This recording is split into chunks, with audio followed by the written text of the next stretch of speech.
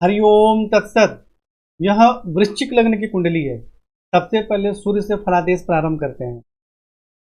सूर्य इस कुंडली में 10वें भाव के स्वामी है, द्वितीय भाव में विराजमान है, परंतु यह शनि के साथ विराजमान है। देखिए, यह शनि के साथ विराजमान है, यानी कि सूर्य जो है द्वितीय भाव में पीड़ित हो रहे हैं, जिसके कारण धन एवं कुटुंब के सुख में कठिनाई एवं परेशानी होती है। धन का संग्रह सही प्रकार से नहीं होता है और वाणी में भी उग्रता रहती है और पिता राज्य रोजगार के क्षेत्र में भी कठिनाई एवं परेशानियों का सामना करना। और यहाँ से सूर्य दृष्टि डाल रहे अष्टम भाव में, जिसके कारण आयु में वृद्धि होती है, परंतु पीड़ित होने के कारण श्रेष्ठ लाभ प्राप्त नहीं हो पाता है। इसलिए सूर्य 18 अंश के हैं, अंश बल में तो मजबूत है, तो सूर्य का मंत्र जाप करें, जल अर्पित करें और शनि से संबंधित दान एवं उपाय करना। चंद्रमा इस कुंडली में भाग्य भाव के स्वामी है, स्व राशि में विराजमान है, परंतु 0-1 अंश के हैं। देखिए, बिल्कुल कमजोर है और राहु के साथ भी विराजमान है, केतु की दृष्टि भी है। हालांकि चंद्रमा 1 अंश के हैं और राहु 21 अंश, दोनों में बहुत ज्यादा डिफरेंस। जैसे 9 अंश से ज्यादा का दूरी होती है, 9 अंश से ज्यादा, तो उतना ज्यादा एक साथ विराजमान होने का प्रभाव नहीं होता है।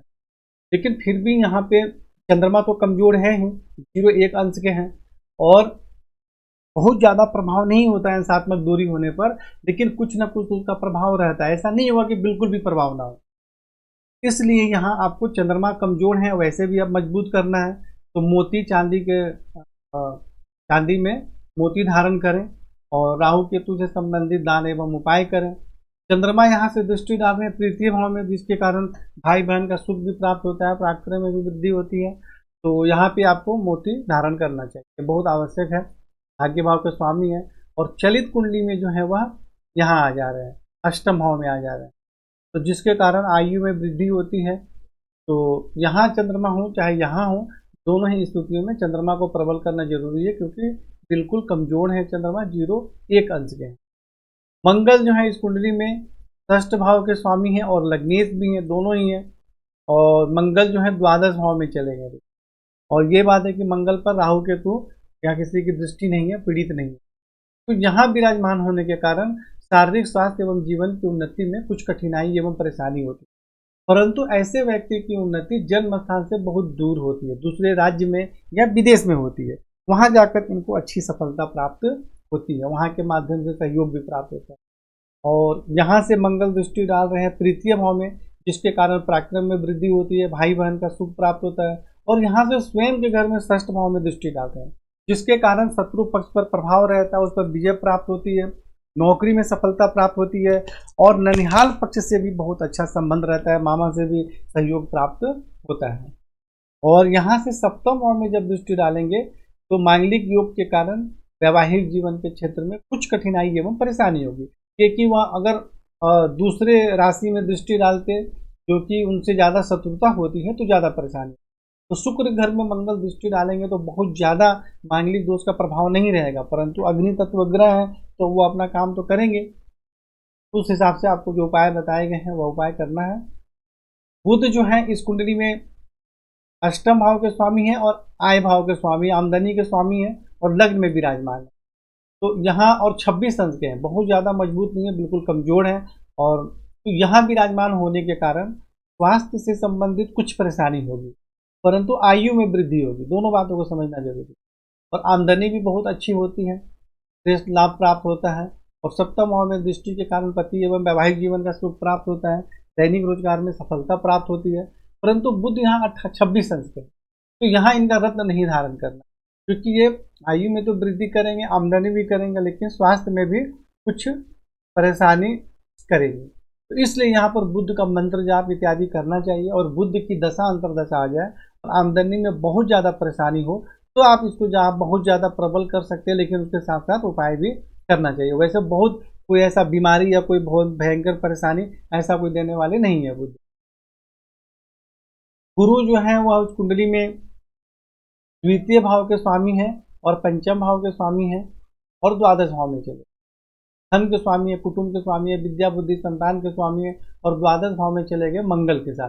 मंगल और गुरु का संबंध तो बहुत अच्छा है, ये तो बहुत बढ़िया योग है, लेकिन द्वादश भाव में जाने के कारण धन एवं कुटुंब के सुख में कुछ कमी भी होती है, धन का संग्रह सही प्रकार से नहीं होता है, खर्च अधिक होता है, विद्या बुद्धि संतान के क्षेत्र में भी कुछ कमी होती है। यह संतान बड़े होने के बाद दूर भी चले जाते हैं निवास करने के लिए, मतलब किसी भी प्रकार से उनके सुख में कुछ कमी होती है। यहाँ से गुरु दृष्टि डाल रहे हैं चतुर्थ भाव में, जिसके कारण माता भूमि भवन का सुख भी प्राप्त होता है। और षष्ठ भाव में दृष्टि के कारण नौकरी में बहुत अच्छी सफलता प्राप्त होती है, उच्च पद प्राप्त होता है, ननिहाल पक्ष से संबंध अच्छा रहता है। और अष्टम भाव में दृष्टि के कारण आयु में वृद्धि होती है। और गुरु जो है पंचम भाव द्वितीय भाव के स्वामी होकर अष्टम भाव में दृष्टि कर रहे हैं, तो जिसके कारण किसी प्रकार के विशेष ज्ञान, शोध, रिसर्च, इन सब क्षेत्रों में बहुत अच्छी सफलता प्राप्त होती है, क्योंकि गुरु विद्या के कारक हैं, विद्या बुद्धि ज्ञान के कारक हैं, और स्वामी भी उसके हैं, और अष्टम भाव पर दृष्टि भी डाल रहे हैं, इसलिए इस क्षेत्र में सफलता प्राप्त होती है। यहाँ आपको गुरु का मंत्र जाप करना है, इसको बलि थोड़ा करना है, जिससे कि आपको श्रेष्ठ लाभ प्राप्त हो सके। शुक्र जो है इस कुंडली में द्वादश भाव के स्वामी है और सप्तम भाव के स्वामी है, पति एवं वैवाहिक जीवन के स्वामी है, खर्च के स्वामी है, द्वितीय भाव में विराजमान है और सूर्य के साथ। तो शुक्र 17 अंश के हैं, सूर्य 18 अंश के हैं, बिल्कुल भी दूरी नहीं है। यहाँ तो शुक्र पूर्णतः अस्त हो गए, तो जिसके कारण पहले तो फलादेश समझिए कि फलादेश क्या होगा कि धन एवं कुटुंब के सुख में सफलता प्राप्त होती है, परंतु खर्च भी अधिक रहता है। बाहरी स्थानों के संपर्क से भी सहयोग प्राप्त होता है और खर्च भी होता है, दोनों होगा। और पति एवं वैवाहिक जीवन का सुख प्राप्त होता है, दैनिक रोजगार में सफलता प्राप्त होती है, परंतु यहाँ अस्त होने के कारण श्रेष्ठ लाभ प्राप्त नहीं होगा। इसलिए यहाँ पे शुक्र का मंत्र जाप इत्यादि करना है। और उसके बाद से शनि के विषय में चर्चा करते हैं। शनि जो है इस कुंडली में, और देखिए शनि जो है इस कुंडली में चतुर्थ भाव के स्वामी है और पराक्रम भाव के स्वामी है, धन एवं कुटुंब के और माता भूमि भवन के स्वामी है, द्वादश भाव में गए हैं। तो शनि यदि अकेले होते तो कोई बहुत ज्यादा परेशानी नहीं थी, परंतु शनि सूर्य के साथ विराज, तो माता भूमि भवन का सुख तो प्राप्त होगा, पराक्रम में वृद्धि होगी, भाई बहन का सुख होगा, परंतु धन एवं कुटुंब के क्षेत्र में और पिता राज रोजगार के क्षेत्र में कठिनाई एवं परेशानी भी होगी, दोनों ही होगा। और यहाँ से शनि दृष्टि डाल रहे हैं खुद के घर में, जिसके कारण माता भूमि भवन का सुख प्राप्त होता है। यहाँ दृष्टि डालेंगे तो आयु में वृद्धि होती है, और यहाँ दृष्टि डालेंगे तो आमदनी के क्षेत्र में सफलता प्राप्त होती है, परंतु सूर्य के साथ विराजमान होने के कारण परेशानी का योग बन रहा है, इसलिए शनि से संबंधित उपाय करना आवश्यक है। राहु इस कुंडली में 9वें भाव में विराजमान है, चंद्रमा 1 अंश के हैं, राहु 21 अंश के हैं, तो अंशात्मक दूरी ज्यादा है, तो पीड़ित का प्रभाव बहुत कम रहेगा। लेकिन यहाँ विराजमान होने के कारण भाग्य की उन्नति में कठिनाई एवं परेशानी होगी, उच्च शिक्षा प्राप्त करने में भी परेशानी होगी, धर्म का पालन ठीक से नहीं कर पाएंगे। और लग्न में दृष्टि के कारण शारीरिक स्वास्थ्य, सौंदर्य, जीवन की उन्नति में कठिनाई एवं परेशानी होती है। तृतीय भाव में दृष्टि के कारण पराक्रम में वृद्धि होती है, परंतु भाई बहन के सुख में परेशानी भी होती है। और पंचम भाव में दृष्टि के कारण विद्या बुद्धि संतान के क्षेत्र में कठिनाई एवं परेशानियों का सामना करना। तो राहु से संबंधित दान एवं उपाय करना है।